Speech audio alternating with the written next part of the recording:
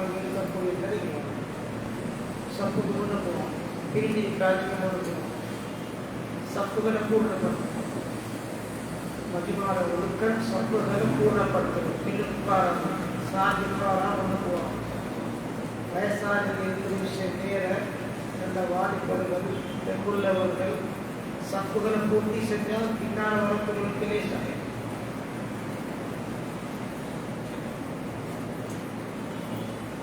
إن الحمد لله نحمده ونستعينه ونستغفره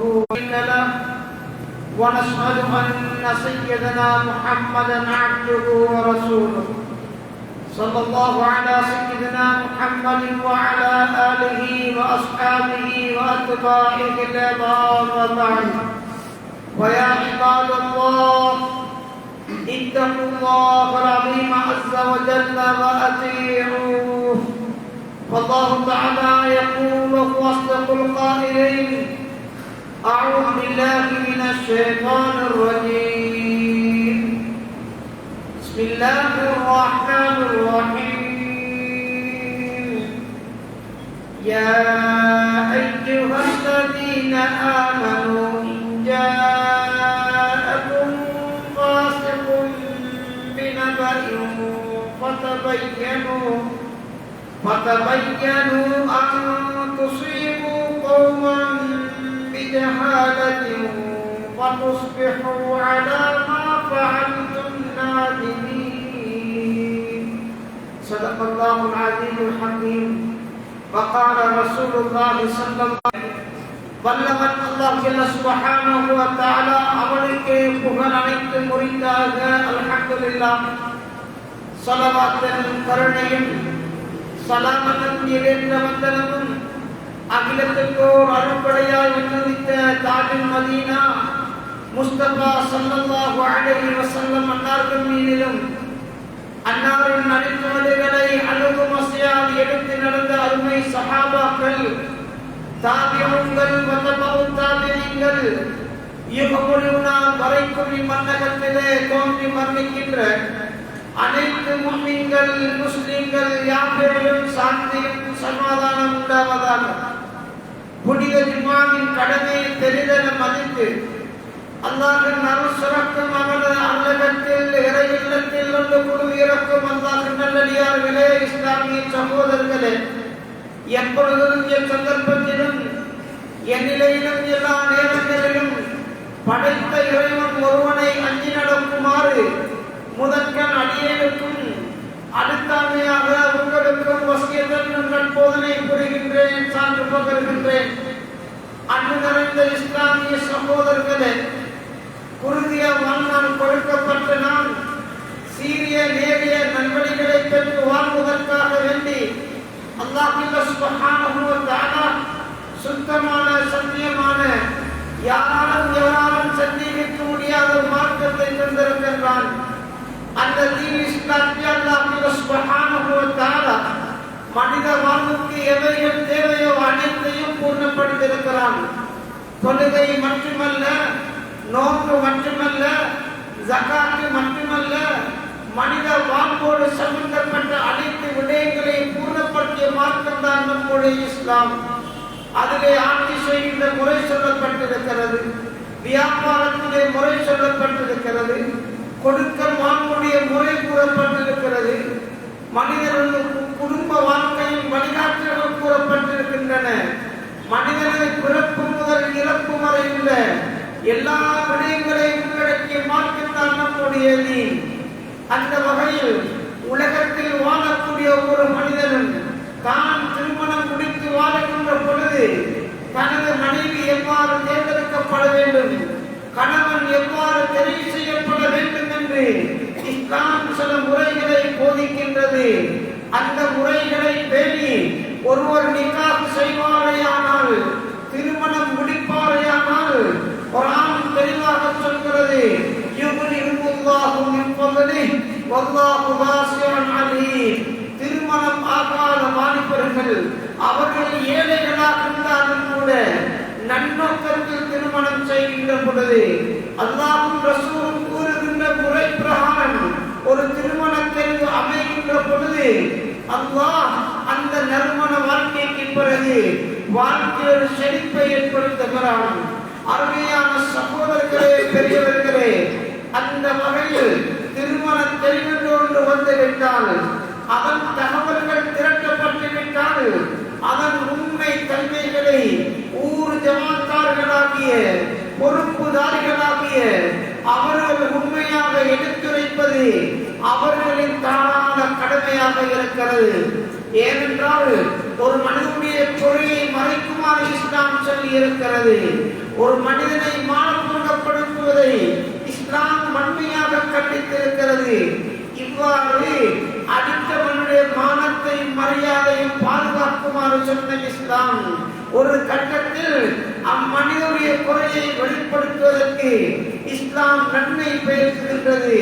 அதனை வெளிப்படுத்துவது கட்டாய கடமை என்றார்கள் ரசூலுல்லாஹி ஸல்லல்லாஹு அலைஹி வஸல்லம்.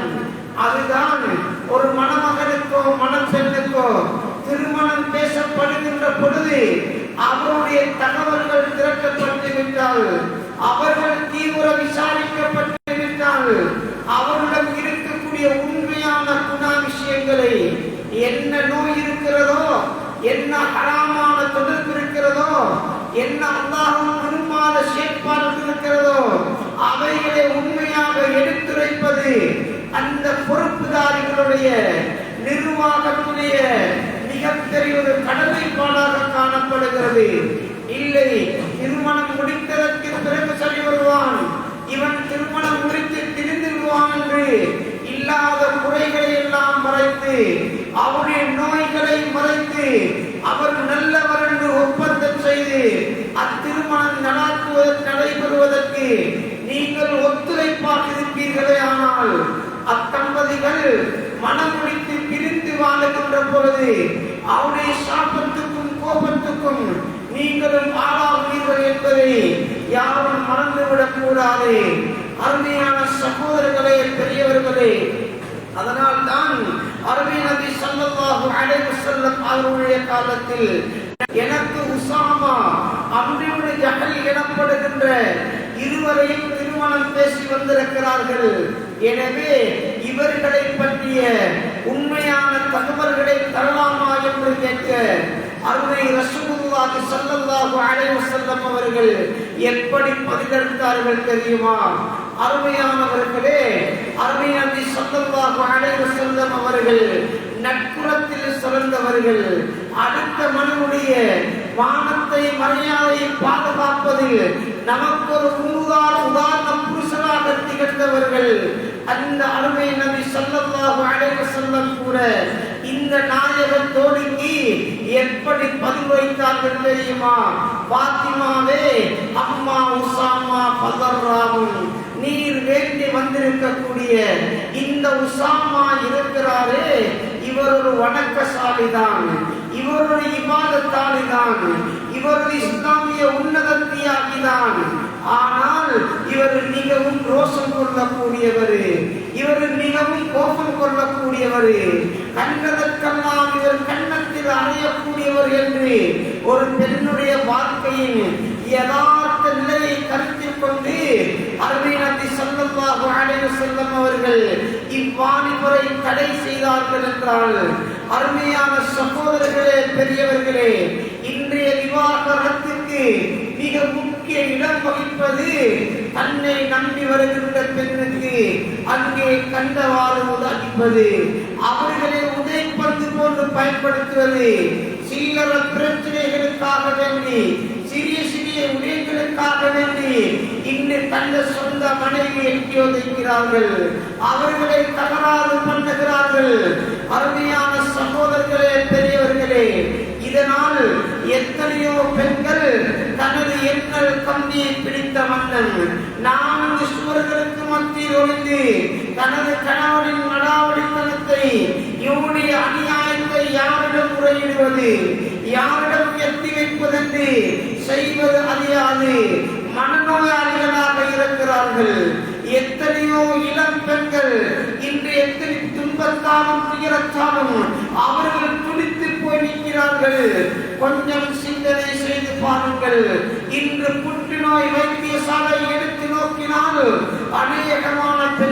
பார்த்தால் மார்பகத்திலே கட்டி, நெஞ்சிலே கட்டி, முதுகிலே கட்டி, அந்தரங்கத்தை அகற்றி ஆராய்ந்து பார்த்தால் இந்த கணவன்மார்கள் கொடுத்த வதைகள், அடித்த அடிகள், செய்த அநியாயங்கள், அருமையான சகோதரர்களே, பெரியவர்களே, இஸ்லாம் என்றால் என்ன நினைத்துக் கொண்டிருக்கிறீர்கள்?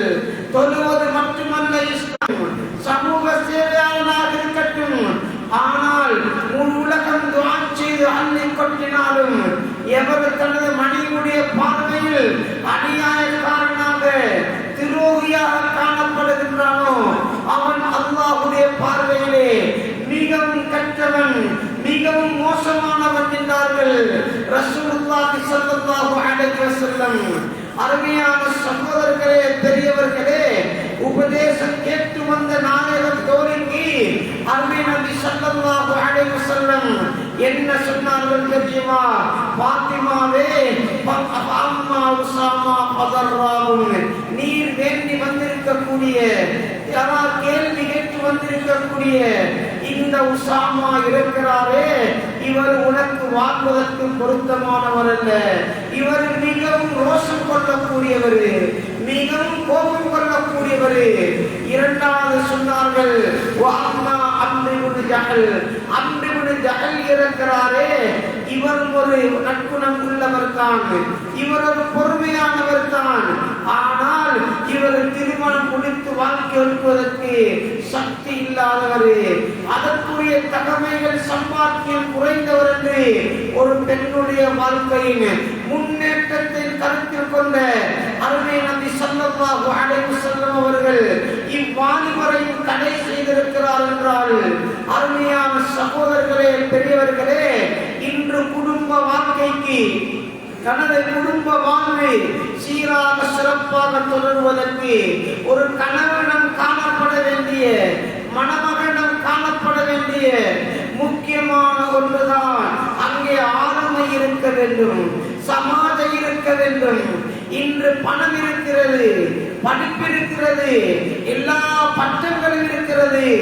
ஆனால் அந்த மாப்பிள்ளைக்கு சமாஜம் என்பது கிடையாது, மனித புழக்கம் என்பது கிடையாது, குடும்ப உறவு என்பது கிடையாது. எத்தனையோ இளம் வயதில் பெண்களை எடுத்து நோக்கினால் கண்ணீர் மனித கூறுகிறார்கள்.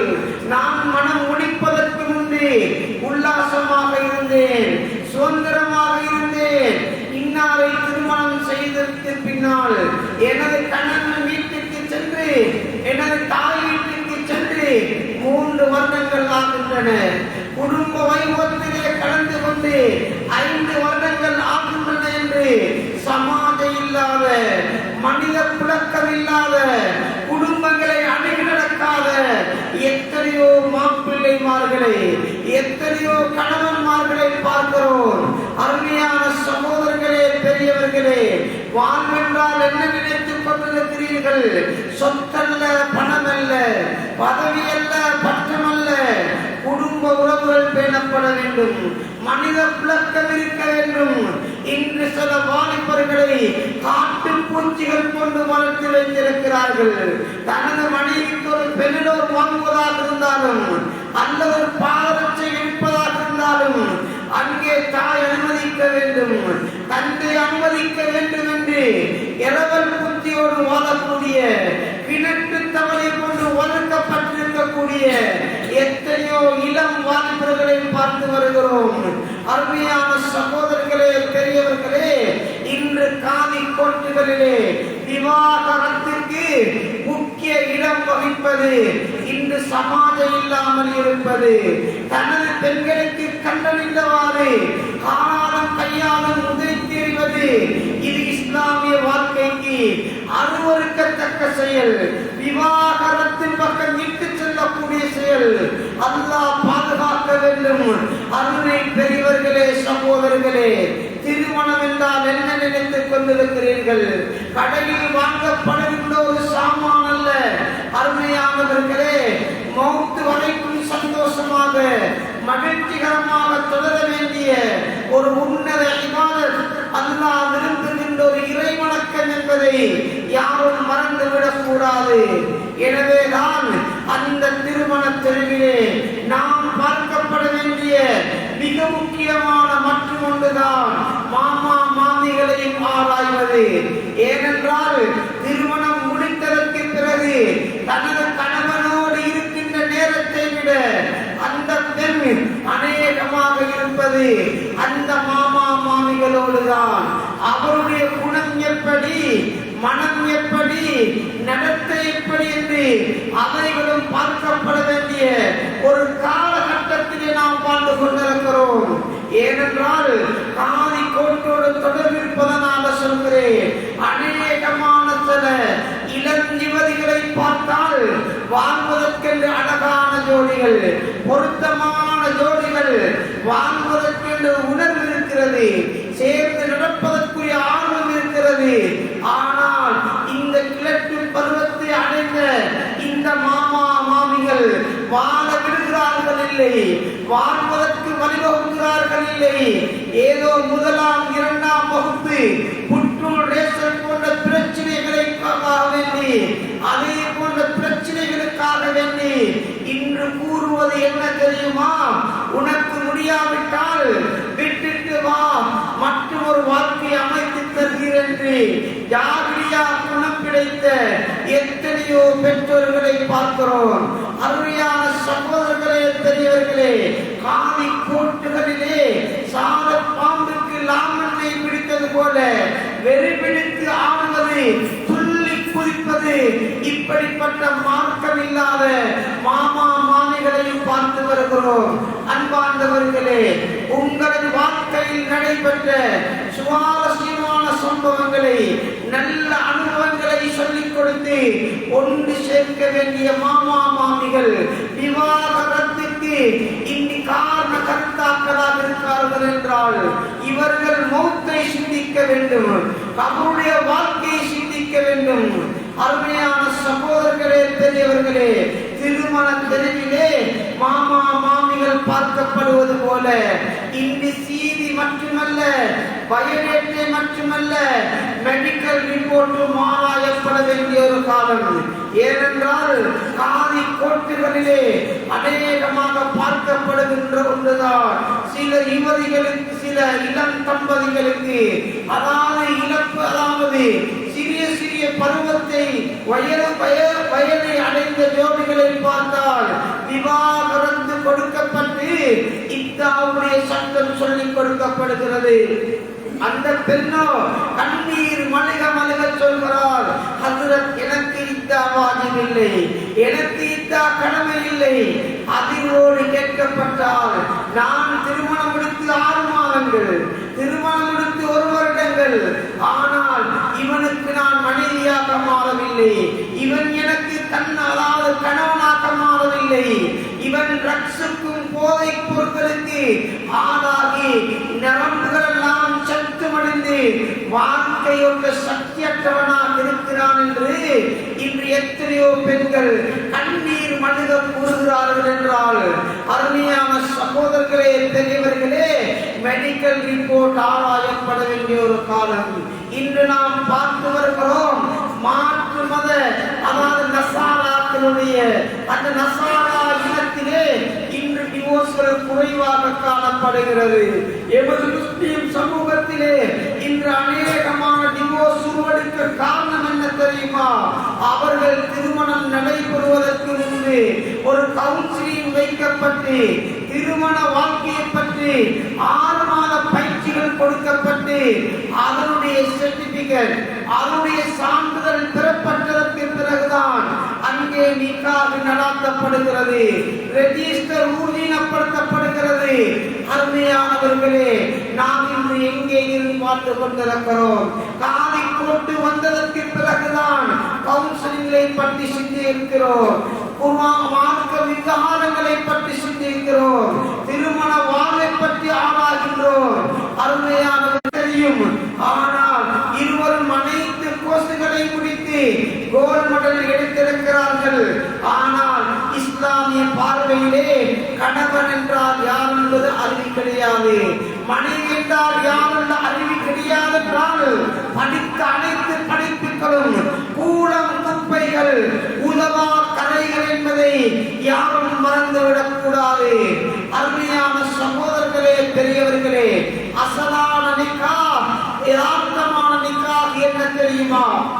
ஊரை கூட்டி, உலகத்தை கூட்டி, ஊர்ல இருக்கக்கூடிய எல்லா முக்கியமான உலமாக்கள், புத்திஜீவிகள், துறை சார்ந்தவர்களை எல்லாம் அழைத்து பள்ளி வாயிலே பிரமாண்டமான அமைப்பிலே இந்த முறை கூடாது என்று சொல்லவில்லை, ஹராம் என்று சொல்லவில்லை. பள்ளியில நிக்காஹ் நடாத்தப்படுவது வரவேற்கத்தக்க விடயம்தான், பாராட்டத்தக்க ஒரு விடயம்தான். ஆனால் பள்ளியிலே நிக்காஹ் நடைபெறுகிறது. அனைத்து உலமாக்களும் புதுமகனுடைய மாப்பிள்ளையின் கையை பிடித்து பாரக்கல்லாஹ் என்று சொல்கிறார், ஹய்யாக்கல்லாஹ் என்று சொல்கிறார்.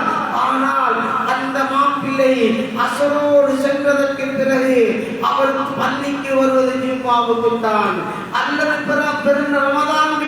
உங்களது மணமகனை நிக்காஹ் செய்வதற்கு முன்பு 2 மாத தஅவா பணியை அனுப்பி அவர்களுக்குரிய மார்க்கத்தை படித்துக் கொடுங்கள்.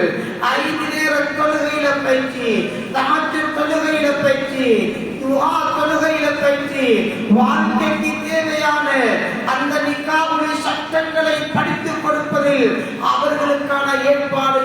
ஆனால் தனது மகளை ஒரு ஆலிமாற்று அனுப்பி 4 மாத இஸ்லாமிய கோர்ஸை ஃபாலோ பண்ணுவதற்கு வக்கில்லாத பெற்றோர்கள், பாக்கியமற்ற பெற்றோர்கள், அருமையான சகோதரர்களே, பெரியவர்களே, எதை செய்ய வேண்டுமோ, எதற்கு முன்னிலைப்பு செய்ய வேண்டுமோ அதனை மறந்து எதற்கோ முதலிடம் கொடுத்துக் கொண்டிருக்கிறோம். அல்லாஹ் நல்லடியார்களே, நிக்காஹ் என்று சொல்வது வாழ்க்கையில் இனிக்கும் வாழ்க்கை வேண்டும்.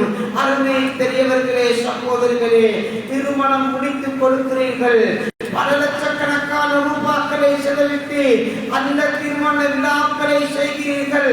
வாழ்க்கையை தொடர வேண்டும் என்றிருந்தால் அருமையான கணவன்மார்களே, உங்கள் மனைவியோடு இருக்கக்கூடிய அன்புக்கும் ஆதரவுக்கும் அடையாளம் அவர்களுக்கு ஸ்மார்ட் போனை வாங்கி உலகத்திலே ஆசைக்கு அவர்கள் அடிமையாகி அதற்கு நீங்கள் இன்வோடாகிவிட்டால் நாளை காலை கோற்றில் இரத்த கண்ணீர் விடுக்கக்கூடிய நிலை உருவாக்கிவிடும்.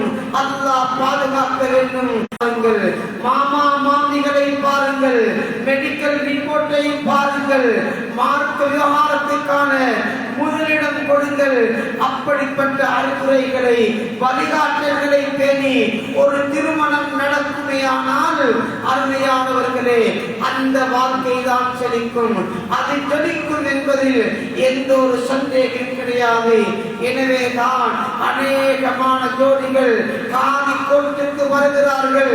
காலையில் தொழுவீங்களா என்றால் நான் ரமதானுக்கு தொழுகிறேன், நான் ஜும்மாவுக்கு தொழுகிறேன். அருமையானவர்களே, கணவன் மனைவிக்கு மத்தியில் தொழுகை இல்லை என்று சொன்னால் நீங்கள் காதி கோட்டுக்கு போனால் என்ன, பள்ளி வாயிலுக்கு போனால் என்ன, போலீஸ் நிலையத்துக்கு போனாலும் அதற்குரிய தீர்வு காண முடியாது. தன்னிடம் மார்க்கம் பேணப்படாத வரையில், வீட்டிலே இஸ்லாமிய சூழல்கள் உருவாக்கப்படாத வரையில், காதியாரினாலேயோ எந்த ஒரு பொறுப்புதாரினாலேயோ பள்ளி தலைவரினாலேயோ அதற்கு தீர்வு காண முடியாது. எனவே அல்லாஹ் கூறுகின்ற அல்லாஹ் என் அனைவருக்கும் தௌஃபீக் செய்தருவானாக. யா அல்லாஹ், என்னுடைய பாவங்களை மன்னித்தருவாயாக.